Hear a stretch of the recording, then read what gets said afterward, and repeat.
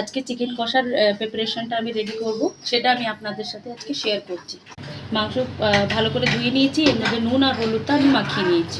এই আলু দেবো চিকেন কষায়, কেটে নিয়েছি। মশলা পেস্ট করবো, পেঁয়াজ, রসুন, আদা আর কাঁচা লঙ্কা।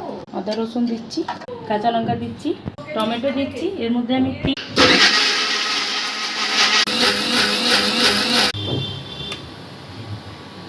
পেঁয়াজ পাতলা পাতলা করে কেটে নিচ্ছি। মাংস যখন ভাজবো তখন এটা দেবো। আমি সর্ষের তেল দিয়ে মাংসটা করবো। আলু ভেজে দিচ্ছি সুন্দর করে। আলু ভাজা হয়, গোটা মশলা আর তেজপাতা দিয়ে দিচ্ছি। তিনটে শুকনো লঙ্কা দিয়ে দিলাম তেলে।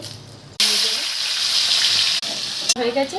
এবার যে মাংস ম্যারিনেট করে দিয়েছিলাম ওইগুলো আমি সব এর মধ্যে দিয়ে দিচ্ছি। আলুগুলো দিয়ে দিচ্ছি, কাঁচা আলু দিয়ে কড়া মশলাটা দিয়ে দিচ্ছি। দিচ্ছি ধনেগুলো দিলাম, জিরে দিলাম, দিচ্ছি